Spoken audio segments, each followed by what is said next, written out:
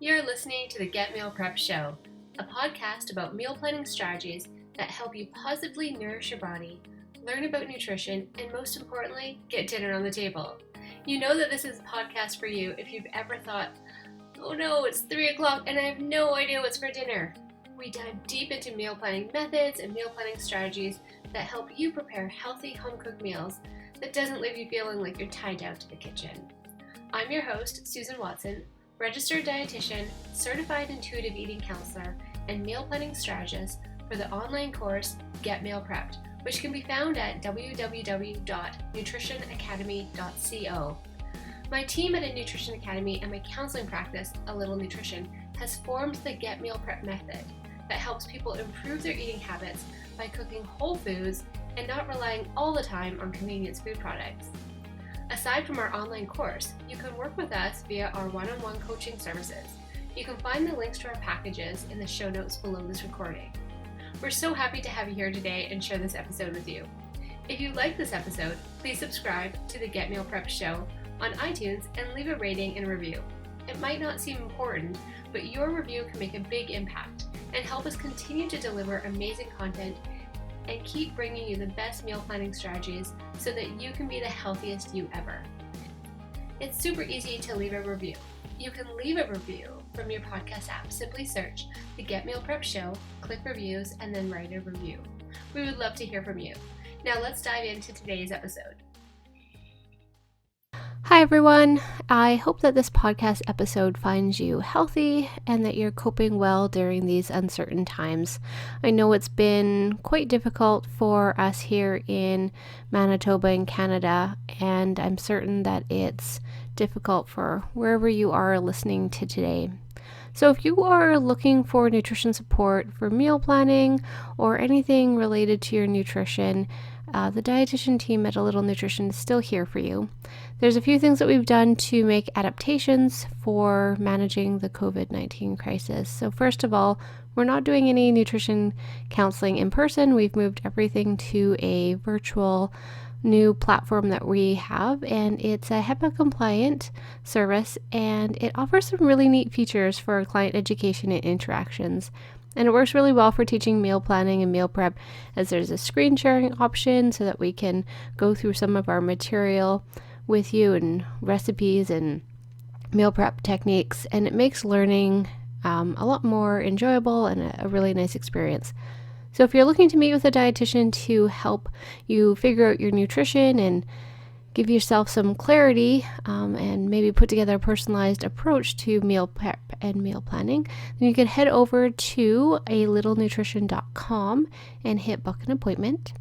So for today on the podcast, we have dietitian Madeline Moorish talking all about the amazing recipes and meal ideas that you can do when cooking with lentils. So as a plant-based pantry staple, lentils are great because they have a long shelf life and can be a versatile protein that you can add to so many dishes. So I hope you enjoyed this week's episode. Hi everyone, Madeline here, one of the registered dietitians at A Little Nutrition. I also pop on occasionally on the podcast here, the Get Meal Prep Show. I hope you all are doing well. I know that right now with COVID-19, life is a little bit different, a bit perhaps challenging, but I hope that you are staying healthy and making the best of it. I know we'll get through it. So I actually just wanted to pop on here quickly on the podcast to share with you some meal options using a budget-friendly staple, lentils. So yesterday, I was actually thinking about this because Susan and I hosted a webinar all about how to fuel yourself while working at home. Of course, inspired by this whole COVID situation, as many of us are moving towards working at home, if it's an option. But through that webinar, some questions were brought up that really inspired me to share some of my go-to plant-based pantry meals. And I guess to start, I should probably define what I mean by plant-based meals. So plant-based eating is really where all, or at least a majority of the meal that you're having contains food items that come from plants. from our vegetables being one option, or some plant-based proteins, so things like beans and lentils, would be fitting into that category as well.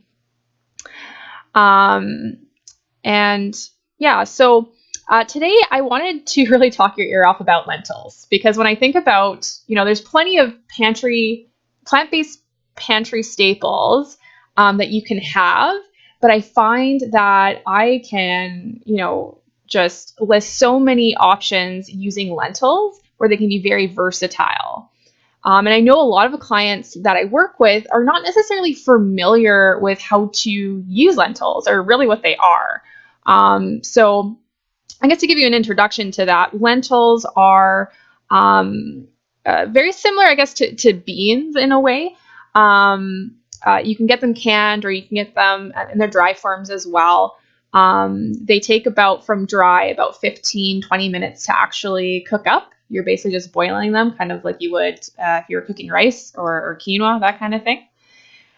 Lentils are a great source of iron. They're a great source of folate, which is an important B vitamin. And they're a really good source of fiber as well. So something that keeps us fuller longer and is really great for digestion too. So dried and canned lentils are always in my pantry. I actually once had a friend who actually said to me, "Madeline, your favorite food must be lentils, because that's all I see you post about," which I find really hilarious, because although they're not necessarily my favorite food, like cookies and cream ice cream exist, so that will be that. But they are definitely one of my favorite plant-based protein sources to eat, and apparently post about on my social media.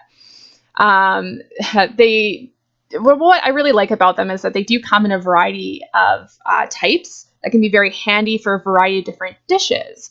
And they're really shelf stable too. So they always have your back. They'll always be in your pantry. And they're really budget friendly as well, because they're, a can might be upwards of $1, especially for like canned green and brown lentils. From dry, like $2-3 maybe, but like you're getting so much to make a variety of dishes. So I'm just going to highlight a couple of things. So I guess also in that too, when I talk about lentils, there's actually a variety of different types of lentils that you can purchase. So you can purchase red lentils, or that are really great for sauces, because they tend to create more of like a pureed kind of texture. You can get brown or green lentils, which are a bit more circular in their form and maintain more of their shape.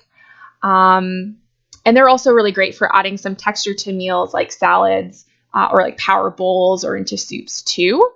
So it's kind of interesting how you can cook up different types of lentils to get different kind of textures or consistencies as well. One online resource that if you are curious for more information about lentils, or just like beans and pulses in general, is pulses.org. That's Pulses Canada. That gives you a little bit more information about how to cook them properly too. But the package directions also help quite a bit. I just wanted to note that I also really like using and experimenting with different recipes using lentils, because I find I work with a lot of individuals with their digestive concerns. And not that everyone that I work with is going plant-based, but often if they want to add a bit of variety, or they're interested in incorporating some more plant-based options, I find I always really recommend lentils as something to kind of tie in, because they're quite easy to digest in comparison to many beans. Just a bit more gentle. So even for my IBS clients, so those with irritable bowel syndrome, they're pretty good to incorporate. So let's actually get into some of these meal options using lentils. So the first kind of category is lentil patties. So you can actually make lentil burgers, or lentil quotations meatballs using brown lentils. So basically, if you have like a can of brown lentils, you can rinse it, so that you're getting the liquid out, And then you're just putting it in a bowl, and you can use a potato masher or a fork to turn it into more of a like a dense kind of paste. And then you're just kind of adding some seasonings to it, kind of similar to if you're used to making any like hamburgers, that kind of thing. But you're basically seasoning it, putting it into a like a form of a patty or a meatball, and you can bake them or just crisp them up on a frying pan, and then they're really good to go. Like even in terms of food safety, like you don't have to add eggs or anything to it to keep them combined. I find they hold their shape quite well on their own. It's really great. Like it takes, I don't know, like 15 minutes usually. Like I find that they're so quick and easy and very cheap. Because then you can, add those lentil patties to like a salad, or you can add them to hamburger buns, or even just bread, depending on what you have available right now. I know I don't have hot dog buns right now, or hamburger buns. Or you can have them on their own as a side dish. But definitely lentil patties using brown lentils, definitely one of my go-tos. I even make a larger batch and put them in my freezer. Usually like a freezer bag, kind of laid flat, because anytime that I really need them, I can just quickly reheat them and they're good to go. The second kind of category of dishes I like to make using lentils is actually making like a lentil tomato sauce or a delicious bolognese sauce using red lentils. So as I mentioned before, red lentils turn into more of like a paste. They don't really hold their form very well, so they blend really well into sauces and really help to boost up that protein and fiber at the meal. Honestly, whether you're making the sauce from scratch or maybe you have or stocked up on pasta sauce from the store, you can just cook the red lentils into the pre-made pasta sauce. If you really like the flavor of that and you just want to give it a protein boost, find it works just as well. And then that's something, of course, you can add to pasta or, I can only think of really pasta, but anything that you'd like to use like a tomato-based sauce with too. Another category here using lentils is making lentil tacos. So brown lentils are really fantastic for making lentil tacos. Also green lentils, it can be used for that too. I find more often than not I use the brown lentils. But what's great about them is that you just open up the can, or again, you can cook them from dried too if you prefer that. I just find it takes a little bit more time. And I like to say I'm efficient in the kitchen. And you can just brown or take the brown lentils, add them to a skillet, and just heat them with, a bit of olive oil, some taco seasoning, and then you're pretty much good to go. Like whether you're going to use that taco filling to add it to actually like a wrap, whether it's hard or soft, or like to a taco salad if you happen to have some greens available to you, like romaine lettuce and whatnot. Honestly, I made them the other day and made lentil nachos, and it was fantastic. Even my partner, Brian, really enjoyed it. And he's a meat eater, and I'll eat meat too. But I found that was a huge win for me to hear that he's like, yeah, these are great, because it was so easy to make and delicious too, and budget friendly, which is what I'm all about right now, and most of the time. Other things you can do with lentils too, especially like green and brown lentils as well, is I love just adding them to create like a power bowl. So like a power bowl, kind of what we were talking about in the webinar that we just did too, is it's basically like a pumped up salad. So it's where you're having some like whole grains, like maybe quinoa or barley, even couscous, that kind of thing. You're adding it to like a bed of any greens that you really enjoy. So a have some spinach or, kale, arugula, that kind of thing. And then you're just kind of pulling everything together by adding a dressing to it. So it could be a dressing that you really enjoy. You can also make lentil shepherd's pie. It's so easy to make. So easy to make. It's mainly lentils with some spices. You might cook them up in like a vegetable broth. And then you just have to make like mashed potatoes or even mashed sweet potatoes. I find if I could do the sweet potatoes more often, I would love that. But again, my partner's a little prefers the potatoes, and that's okay because it's still good. Um, but yeah, just another idea. Or you can make lentil soup. We have a great lentil soup recipe on the website on www.alittle.nutrition.com. So if you look through our recipes, it's really simple to make, full of those pantry staples that you may have accessible to you right now too. So I highly encourage that you check it out. So of course I talked to your off all about these lentil options. This of course is just, kind of even like a quick list. I know I didn't go into too much detail with some of them. But I hope it gives you some ideas, or at least things to kind of look into and know that even in times where you feel like your options are very limited, or that you feel that right now it's difficult to add variety to your meals, that we don't have to overcomplicate things. And that with these simple ingredients, we can still create delicious meals. It just takes maybe that simple thought, or knowing that,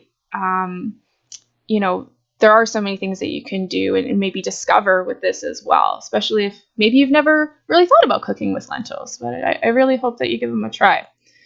And if you don't, that's fine too. To each their own. But yeah, I hope that you enjoyed some of these recipe ideas. Of course, for more information on like plant-based meal inspiration, you can check out our website at www.alittle.nutrition.com.